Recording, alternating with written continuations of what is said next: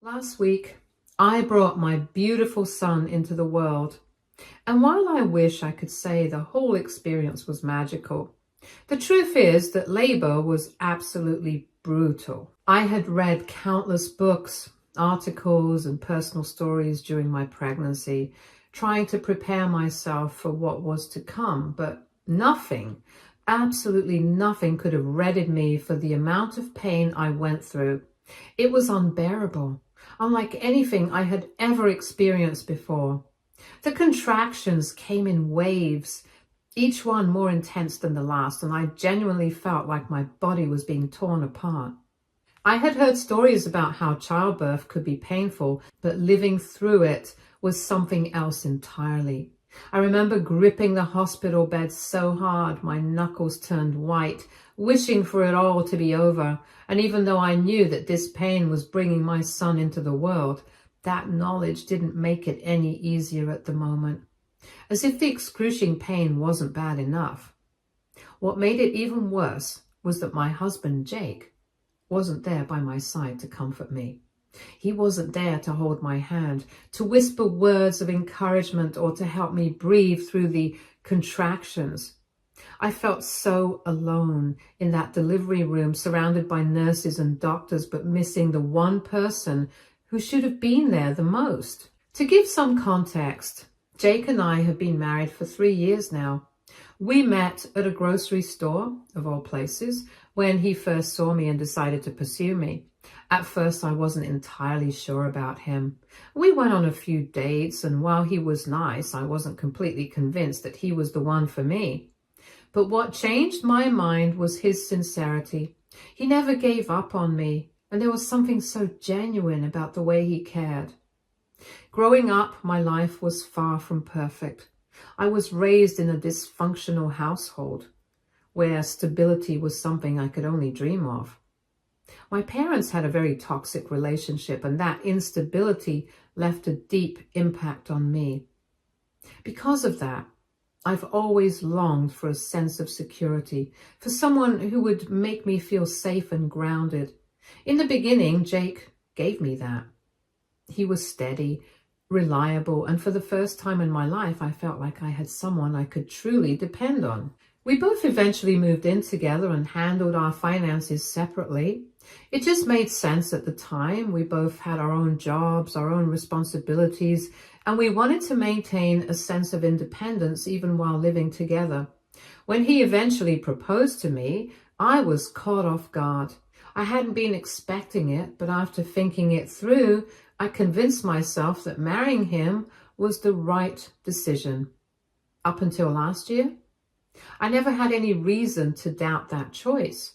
He was a good husband, supportive, kind, and always there when I needed him. I felt like I had made the right call in choosing him as my life partner. But everything changed late last year when Jake lost his job.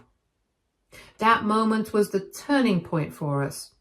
The moment when everything started to fall apart. If there's one piece of advice I could give to any woman thinking about marriage, it's this. Do not marry a man unless you've seen how he handles himself at his absolute lowest. If I had known how Jake would react to adversity, how he would change when faced with failure, I would have never married him. Losing his job turned him into someone I barely recognized. At first, I tried to be understanding. Losing a job is hard on anyone, and I knew he was feeling lost, insecure, maybe even ashamed. But instead of using that time to regroup and find a new opportunity, he let his resentment build. I had been working hard at my own job, and ironically, just a few weeks after he became unemployed, I got a promotion. Instead of being happy for me, he started being bitter. It was like my success became a reminder of his failure, and that made him angry. Then the trust issue started. Suddenly everything I did was suspect. If I went out with my friends or spent extra time with my co-workers, he would accuse me of neglecting him, or worse, of cheating. I had never once given him a reason to doubt me, never done anything even remotely questionable. But that didn't stop him from becoming paranoid. He started going through my phone when I wasn't looking, checking my messages, scrolling through my social media. He even went through my laptop a few times. Honestly, I never stopped him. It's because I didn't have anything to hide, and I thought maybe if I let him see that, he'd calm down. But no matter how much I tried to prove my loyalty, his insecurities only grew. I tried my best to support Jake during this difficult time. I encouraged him to keep applying for jobs, sending him listings, and even helping him tweak his resume. He did apply, but the constant stream of rejections only seemed to make things worse. Each rejection chipped away at his confidence, and I could see how it was affecting him. Instead of pushing through, he withdrew. He stopped taking care of himself. He wouldn't shave, barely changed out of his pajamas, and most days he didn't even bother to shower, at first. He would at least help around the house in small ways, doing the dishes, taking out the trash, or making the bed, but after a while, even that stopped. His entire day revolved around playing video games and watching porn. That was his only escape. I would come home exhausted from work, only to find him exactly where I had left him in the morning, on the couch, controller in hand, eyes glued to the screen. The apartment was a mess, the sink overflowing with dirty dishes, laundry piling up, and all of it fell on me to handle. If I ever asked him to help out, he would sigh and tell me he had a lot on his mind and that he just wanted to relax. But what about me? I was drowning, working full-time, managing our entire household, paying all the bills, and yet somehow I was supposed to just accept that he needed to relax. I was exhausted mentally and physically. I felt like I was carrying the weight of two people while he was checking out from reality. I kept hoping things would get better, that he would snap out of it, but instead things took a completely unexpected turn. Then, out of nowhere, to make things worse, Jake started bringing up the idea of expanding our family. He wanted us to actively try for a baby. He became fixated on the idea, constantly bringing it up in conversations and telling me how much he wanted to become a father. And while I had always dreamed of us becoming parents one day, I knew this just wasn't the right time.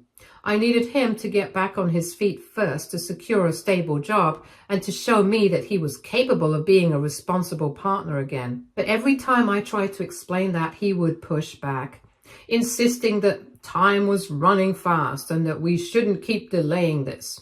He even started using my age against me, reminding me that my biological clock was ticking.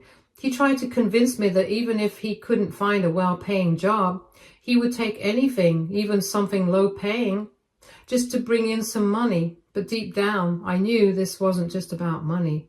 It was about responsibility, about maturity, about emotional stability. And right now, Jake had none of those things. How could we bring a child into this world when he couldn't even take care of himself? Then, 9 months ago, I found out I was pregnant. I was extremely shocked, as I had always been careful, or at least I thought we were. But somehow it happened. Jake, on the other hand, was ecstatic.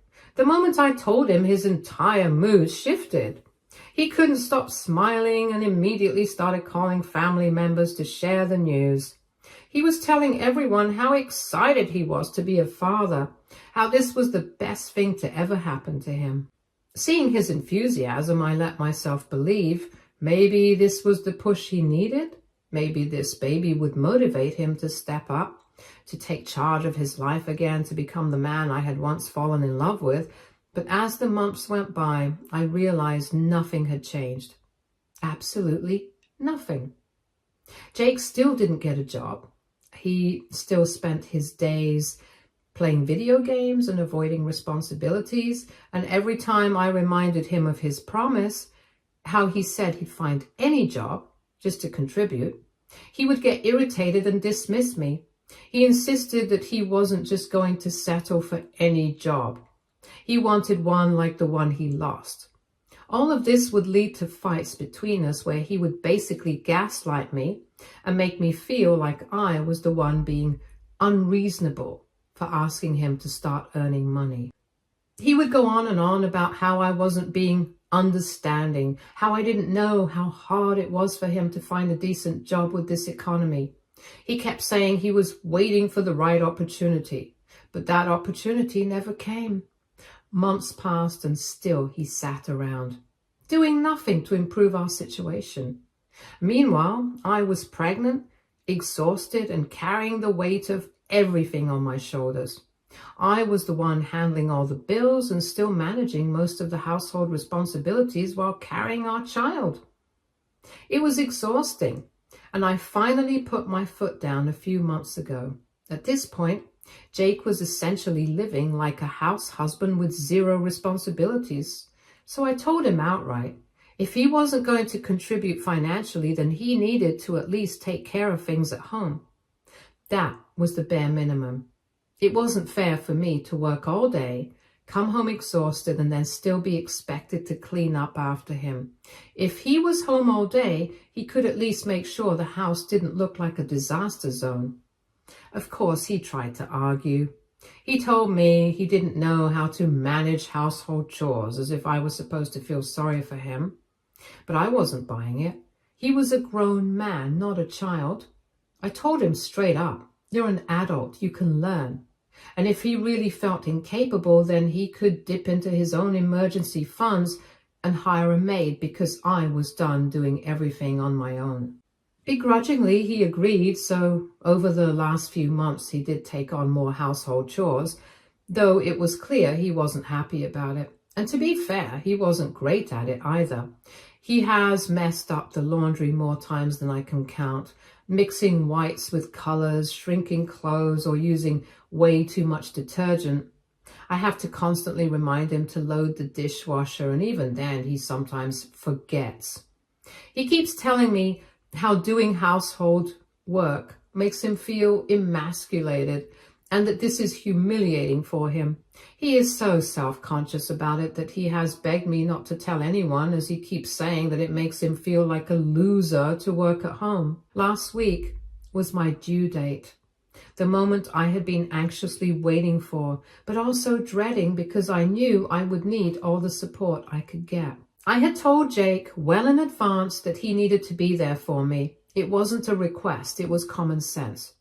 I was about to give birth to our child and I needed him by my side. But out of nowhere, just days before Jake dropped a bombshell, he told me he had plans to attend a college party hosted by one of his former classmates, where all his old batchmates would be gathering. At first, I thought he was joking. A college party? When our baby could come at any moment? But no, he was serious. He said he hadn't seen his college friends in so long that he really wanted to go, even just for a few hours. I told him straight up that I needed him with me here. What if my water breaks? Who's going to drive me? But he begged me to let him go. He swore up and down that he would keep his phone on him at all times and answer immediately if I needed anything. To make me feel better about it, he even called his mother to come stay with me in case I went into labor while he was out. And then he made me a promise. If my water broke, he would leave right away and meet me at the hospital. Well, guess what? Not even 3 hours later, my water actually broke. Panic set in immediately. My heart was racing and my body was shaking, and I felt a rush of fear consume me. This was it. The baby was coming. I frantically started calling Jake, expecting him to pick up right away like he had promised, but he didn't. His phone went straight to voicemail. I called again, voicemail. I texted him, no response. I called again over and over, leaving desperate messages telling him the baby was coming and that he needed to meet me at the hospital ASAP. Still nothing. I was terrified. This was supposed to be one of the most important moments of our lives, and the one person who was supposed to be by my side wasn't answering. Thankfully, my mother-in-law stayed calm and helped me into the car. She patiently drove me to the hospital while I sat there, clutching my stomach, trying to breathe through the pain, still calling Jake over and over again, but he never picked up. Not once. I ended up giving birth to our son without him. Instead of my husband, it was my mother-in-law who held my hand and who reassured me when I was sobbing from the pain, who told me I was strong and that I could do this. She was as furious at Jake as I was. How could he not be there? How could he ignore all my calls? Where the hell was he?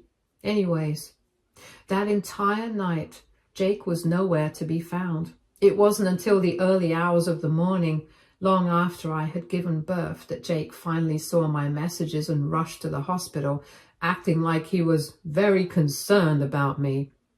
You would expect that under the circumstances. His first words to me would at least be an apology, and that he would at least try to explain himself and try to show some remorse. But no. Instead, he just kept repeating to me when I asked for an explanation that he had lost track of time. I stared at him in disbelief. Lost track of time? As if I had just asked him why he was late to a dinner party instead of why he had missed the birth of his child. I was beyond furious. I felt like my blood was boiling and like I could explode at any moment. And the look on his face, pure shock. He looked at me like I was the one being unfair by yelling at him like I was overreacting. I pointed at my phone, my 25 missed calls to him, my 50+ texts, all of them sent in panic, fear, desperation, and asked him how the hell he could have ignored all of that. Did he not care? Did he not realize how terrifying it was to go through labor alone? And that's when Jake admitted it. He had put his phone on Do Not Disturb and tried to justify it, saying that for months he had been depressed, but that seeing his college friends, he was finally so happy. He never even checked his phone and never even considered that I might actually go into labor, because in his mind, we still had time. He kept insisting it wasn't a big deal anyways, that his mother was there to take care of me, that he just wanted to have one evening without distractions, and that it wasn't a crime to catch up with his old friends, as if what he had done was some small mistake instead of abandoning me when I needed him the most. I couldn't believe the audacity he had to justify his wrong actions and not even apologize. He clearly had made a choice. He had chosen a party over me, over our child, and now he expected me to just brush it off. After this, we fought hard, and ever since then, I have refused to let him stay with me or see our son. I asked him to go and stay with his mother for a few days, as I just can't stand seeing his face. My mother-in-law is pissed at him too. She has barely spoken to him since that night, and I know she is just as disappointed in him as I am. But Jake, he still doesn't get it. He still thinks I'm the one overreacting. He keeps telling me that both me and his mom are being too angry at him, and that all he did was enjoy a party, and that I need to just forgive him. He swears his actions were harmless and that I should let him see his son. AITA? Update 1. Okay, first of all, now that I've had time to really think about everything, I can't ignore the possibility that maybe Jake tampered with the condoms or my birth control to get me pregnant on purpose. I admit that I haven't even considered this, but with some of your comments, the more I reflect on our situation, the more it makes sense. Jake clearly wanted to baby trap. He has been jobless for a while now, and during that time, I have been fully supporting him. He knows how good he has it with me. He doesn't have to work, doesn't have to pay bills, barely does chores, and yet still gets to live a comfortable life because I take care of everything. It wouldn't be far-fetched to think that maybe he wanted me pregnant so I wouldn't even think about leaving him. A baby would mean that I'd be tied to him forever. And if that really is the case, I don't even know what to say. It makes me feel sick. But that's not the only reason I can't forgive him. He also missed the birth of our child. He was the one who wanted to be a father so badly, so why wasn't he there for us when we needed him the most? That alone is heartbreaking enough. I also have this gut feeling that Jake is hiding something from me. He keeps repeating that he got distracted at the party and lost track of time, but it doesn't sit right with me. Something feels off. Jake promised me that he would pick up my calls no matter what.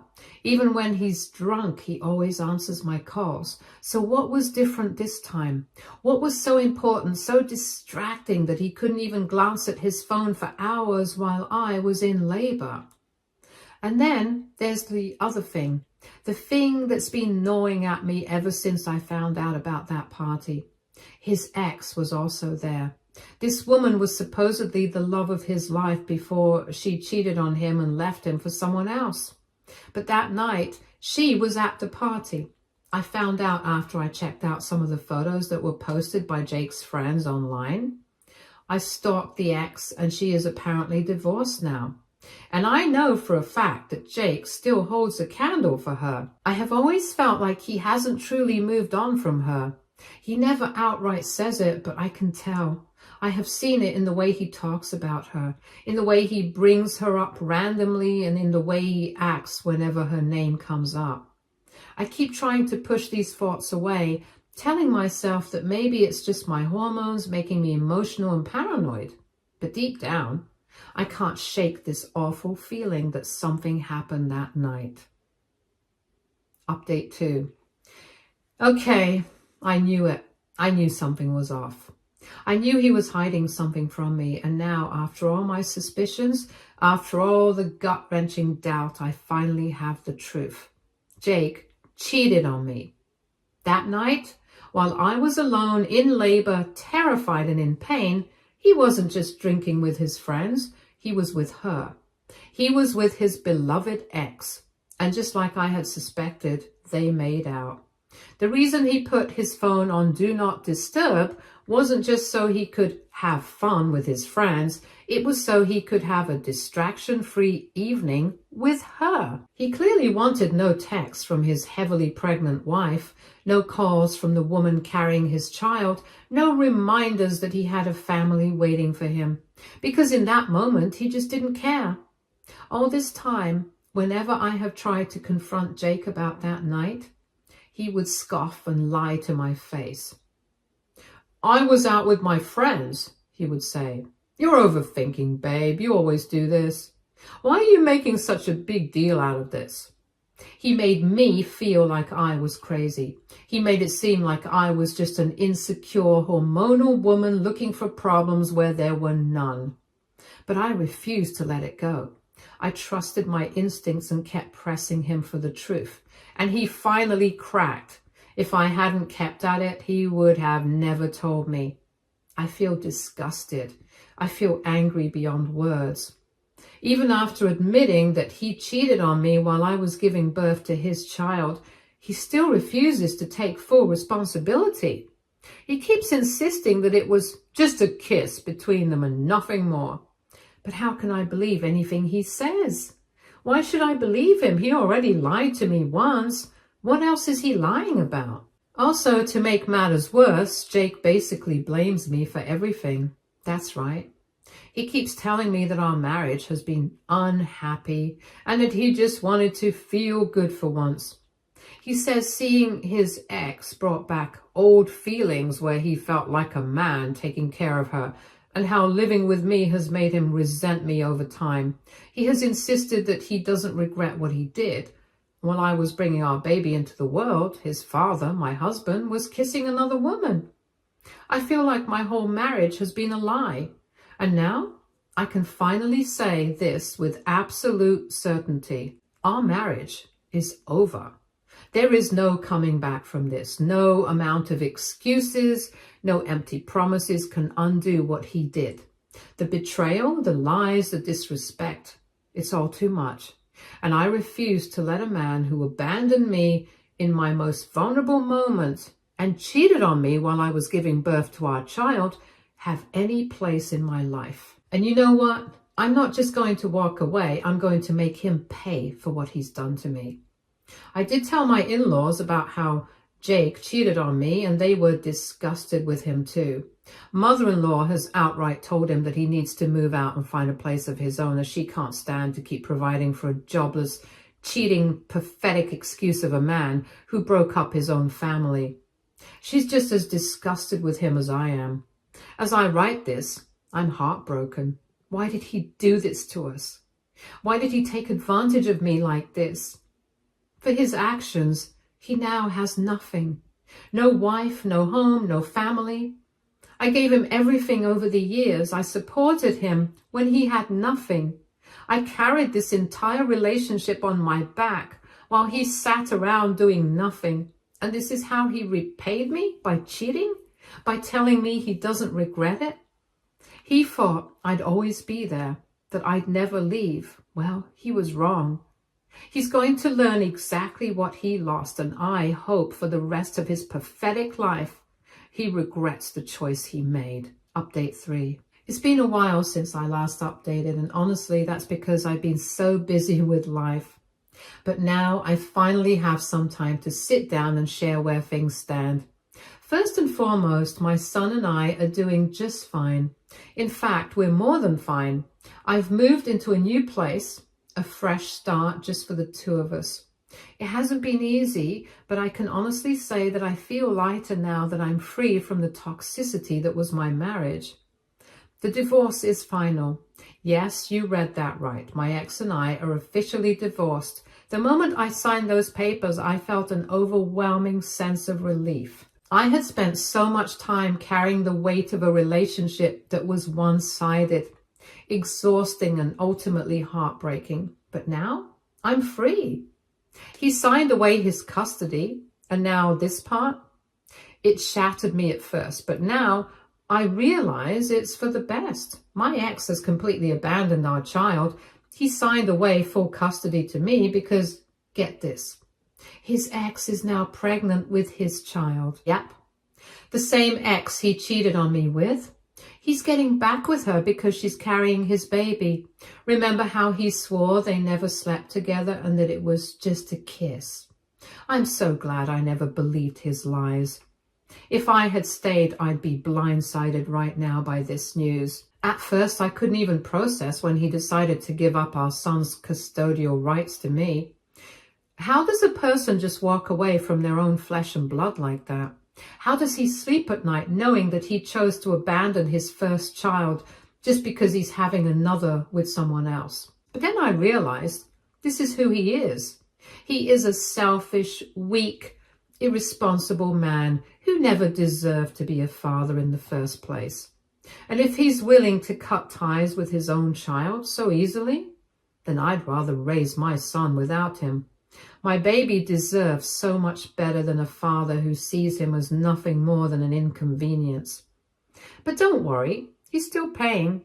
Even though he wants to pretend our son doesn't exist, I made damn sure that he continues to pay child support every single month. He may have walked away from his responsibilities as a father, but he sure as hell isn't walking away from his financial obligation to the child he helped bring into this world. So in the end, I won. I'm now building a new life for myself and my son, one that is free of toxicity, heartbreak, and disappointment. And I know that eventually we're going to be okay. As much as it breaks my heart for my son, I also know deep down that we are going to be okay. That man, my ex, was nothing but a deadbeat and a nuisance. He was never going to be a real father, and honestly, I'd rather raise my son alone than have him grow up watching a man like that and thinking it's normal. My son deserves better, and I will make sure he becomes a better man than his father ever was. One silver lining in all of this, my ex-mother-in-law and ex-father-in-law have continued to support me even after the divorce. They have refused to turn their backs on their grandson and have my back. They babysit my son from time to time, and their love for him is genuine, something I will always be grateful for. At least I know that my son will still have loving grandparents who will be there for him, even if his own father walked away.